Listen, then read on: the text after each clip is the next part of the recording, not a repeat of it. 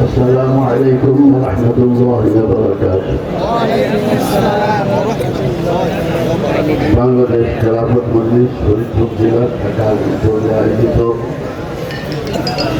আজকের এই মহাসমাবেশের সম্মানিত সভাপতি, সম্মানিত প্রধান উপদেষ্টা ফরিদপুর জেলা শাখার শেখুল হাদিস আল্লামা শাহ আকরাম আলী সাহেব রাহমাতুল্লাহ, উপস্থিত কেন্দ্রীয় জেলা নেতৃবৃন্দ, বিভিন্ন উপজেলা নেতৃবৃন্দ এবং সামনে ভবিষ্যৎ তৌহিদি যোদ্ধা, আল্লাহ পাকের দরবারে লাখ লাখ শুকর আদায় করি। 16 বছর কঠিন নির্যাতন এবং জুলুম সহ্য করার পরে আল্লাহ পাক আমাদেরকে নতুন স্বাধীনতা দান করেছেন। মনে রাখবেন, যে কোনো জালিম, যে কোনো অত্যাচারী, যে কোনো শয়তানের দোসর, ইহুদ নাসারার দোসর, মুশরিকদের দোসর যখন জুলুমের সীমা ছাড়ায়, সীমা লঙ্ঘন করে, তখনই আল্লাহ পাকের পক্ষ থেকে পাকড়াও আসে। আল্লাহ পাক যখন মুআখাযা করেন, ধরেন, তখন সারা পৃথিবীর সমস্ত শক্তিও তাকে রক্ষা করতে পারে না।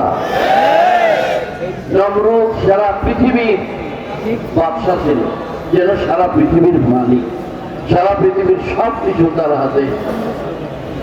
ইব্রাহিম আলাইহিস সালামের মোকাবেলায় যখন আসলেন, নমরুদ বাহিনী নিষ্পেষিত হয়ে গেছে, ফেরাউন ধ্বংস হয়ে গেছে, আবু জাহেল তার দোসররা ধ্বংস হয়ে গেছে, কওমে সামুদ, কওমে আদ, কওমে লূত, আল্লাহ তাআলা এদেরকে কঠিনভাবে ধ্বংস করে দিয়েছে।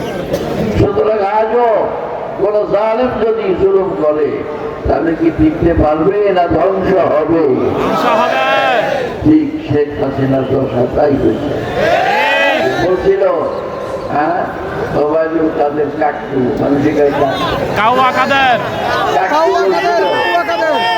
শেখ হাসিনা পালায় না। কাকু বলছিল শেখ হাসিনা পালায় না। তোমার শেখ হাসিনা আর তুমি বা কোথায়? তোমাদের নেতারা কোথায়? পৃথিবীর যত জালিম আছে, অত্যাচারী আছে, মনে রেখো, তোমাদের একদিন শেষ হতেই হবে, ধ্বংস হতেই হবে, বিজয় হবে, হকের বিজয় হবে। যারা এদেশে শান্তি কামনা করে, শান্তি চায়। বাংলাদেশ 16 বছর পর 5ই আগস্ট 2024 নতুন স্বাধীনতা অর্জন করেছে। এখন এই স্বাধীনতা দেখে কলেজার মধ্যে আগুন ধরে গেছে, ভারতের মোদীর কলেজায় আগুন ধরে গেছে, ভারতের ইসলাম বিদ্বেষীদের অন্তরে আগুন ধরে গেছে, যারা পড়া শুরু হয়ে গেছে।